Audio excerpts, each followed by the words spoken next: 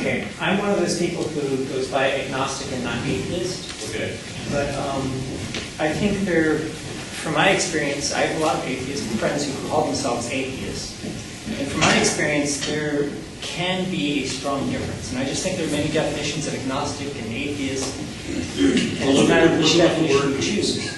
Gnostic means knowledge of God, right? I'm sorry? Gnostic means knowledge of God, right? Gnostic, yes, means knowledge of God, okay. So agnostic, the same thing, if you put an A in front, it means no knowledge of God. Yeah, I think that's what Huxley meant when he came up with the term. But there are many meanings he can actually use. Okay, but I don't see where agnostic means that you include a God in your perspective, because theist has a God, atheist doesn't.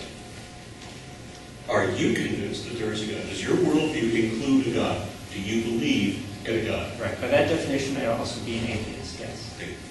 Right. But in practice, what I am willing to say, being an agnostic, rubs people who call themselves atheists the wrong way. So I don't find myself to be perfectly in conformance with the notion that most, in my experience, most atheists seem to subscribe to.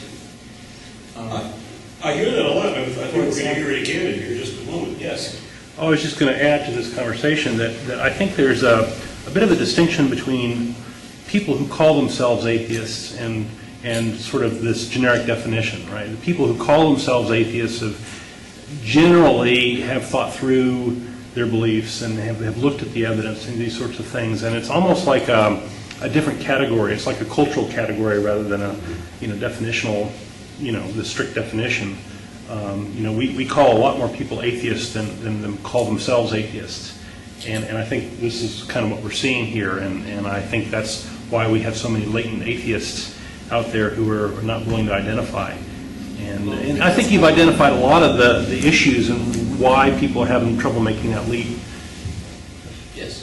Well, I think that I consider myself an atheist because, Coincidentally, you're in a room full of I'll tell you that I think that it is really counterproductive, though, to be really smugly self-righteous about being an atheist. And a lot of the rational arguments you make against your rational claims, it could be infused with a tinge of compassion for those people. Because a lot of harm is done in the name of religion, and you're only making it more entrenched by being, so self-righteous and so, shady and hostile. It does sound like, you stupid idiot, why do you believe that? That's exactly what it sounds like. And it's not helpful. Okay, you're saying that Yeah, that's how I heard it. And, saying, just like, especially in the first part of your talk, it was You did catch that I was opposing the message of the billboard, right? Pardon? You did catch that I was in opposition to the message on the billboard. Right, but you're arguing with irrational claims with rationalism in a way that tells the irrational people that the rational, is not, it doesn't work. And maybe people don't want to be considered atheists because they just don't want to be perceived as such, assholes. Well, if they take responsibility for their harm, then there's not a problem. But you've got harmful people who have a lot of power, empowering them with more self-righteousness, by this sort of attack isn't helpful. Okay, let's talk about what would be helpful. Okay, we know that one of the images, as I said, that I came across on this was a picture of Richard Dawkins, and it says, "There's no God because I'm an asshole." I'm sensitive to that, and I know that I don't come off looking like a compassionate guy.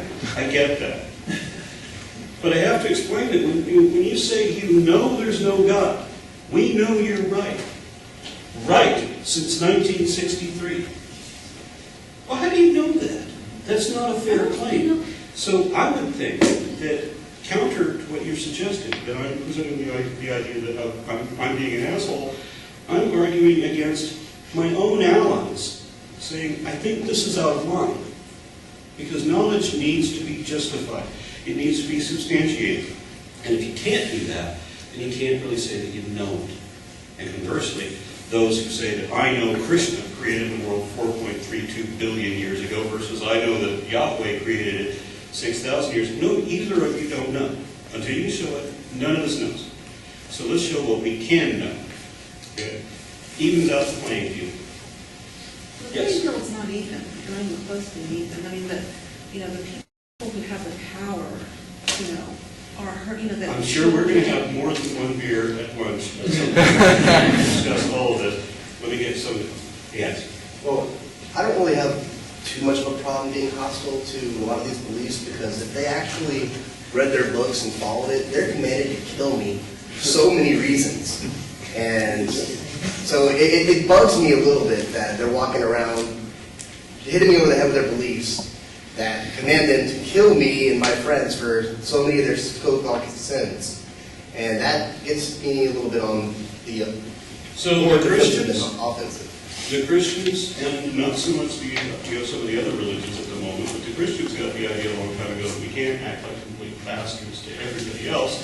It does something to our image. So the Christians have correlated good with Christian. He's a good Christian person. That's the way they present themselves. Now, you and I know, having read the Bible, there's no good in here. Right? They haven't read it. And so when I talk to atheists who have never read the Bible, I say, you know what, you really ought to. And not just that, you ought to read a handful of other things, but at least the Bible. I mean, if you're going to be atheist and you want to be really good at it, you really need to read their Bible. And so they're doing the public relations thing. And what I'm doing here today is exactly what she said is needed. And we need somebody to say, you know what, this is kind of an asshole thing to say. I don't think that this is going to be positive atheism. You know, that really is what I'm meaning to say. And if I haven't carried it off very well, people will tell me. I'm not the example to point to. You're trying to talk about not being an asshole. Yes. My go-to on this when I'm talking to other people is the Dawkins scale, which, are you familiar with the 7.7 being absolutely there is no God, 1 point there absolutely is a God, and then there's 6 in between. And most, he said he was on 6. He was a 6, and that's where I'm at because I'm an atheist because I don't see any evidence, the absence of evidence. But if you can show me something that is definitive evidence of a God, I'll convert yesterday. I'm right up there too, and it's not just a lack of evidence that does it for me, it's that God wants me to believe impossible nonsense that makes no sense logically, that is internally inconsistent. Show me some proof. And not I'll only believe does it it. demand that he's going to give me eternal punishment if I don't believe the most ludicrous crap possible, but he's only going to give me the least credible people possibly out there. Yes. Is that me? Yes. I can tell with the parallax in this room. Yeah.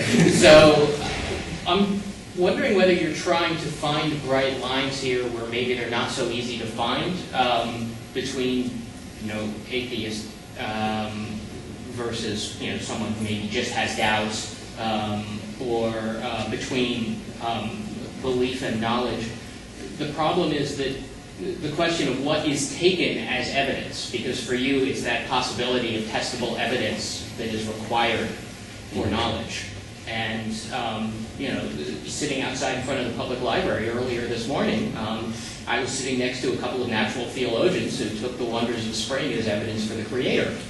And, obviously they were unfamiliar with the intellectual revolution of the 19th century, where natural theology, lost quite a bit of popularity because then people understood that there were alternatives.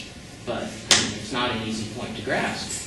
And I think there are things that we know today that we will regard as mistaken. No doubt that there are. But when, like I said, in the game of 20 questions, you whittle in on it. Okay, process of elimination, you zero in on the one truth. Whereas religion starts from there and goes their way. So, yes. It seems to me the point that was just made goes to the issue of what we take to be evidence is worldview bound. So the argument that you'll make, which is one that I fully ascribe to, is essentially a modified version of justified true belief, where justification is based upon evidence. But if evidence is worldview bound, and there is no fundamental criteria on which to stake your particular worldview, whether it's materialism, physicalism, or naturalism, or whether it's spiritualism, supernaturalism, or something else. Now, I am evidently in the materialist category, and I don't find the other views palatable, but if I look to some foundational basis for my particular worldview as opposed to another's, I don't find that. So I think that your approach here is sound in the sense of we have to be humble in terms of what our claims of knowledge are. Justified true belief is perhaps the best way to go, but truth then, in terms of an expression of justification, is really probabilistic in the sense that the evidence that we take for what is true today can change, and there is often competing expressions of evidence. So we assign probabilities to this bit of evidence as opposed to that bit of evidence, and then if subsequent research shows that those probabilities change, then what we take to be true also changes. And as far as this distinction between atheism and agnosticism, the thing that worked for me always is that while atheists, at least in the version that works for me, believe that based upon the available evidence, I don't think that there's a God if I'm applying it to that particular idea. But I think with agnostics, they say they agree with that. I don't know that there is a God based upon the available evidence, but in its hardest form, an agnostics would say, I can never know. And that distinction is clearer, and it sort of gets to the difference between the two. I think what he's trying to distinguish is knowledge from belief. You can't say that you know there is no God. You can say, I believe that there is no God, but you can't say you know it. There's a burden of proof that goes along with knowing something. And you can say that you believe it, and it might be true, but you have to meet the burden of proof to say that you know it. Like, I might say I believe that mankind is basically good.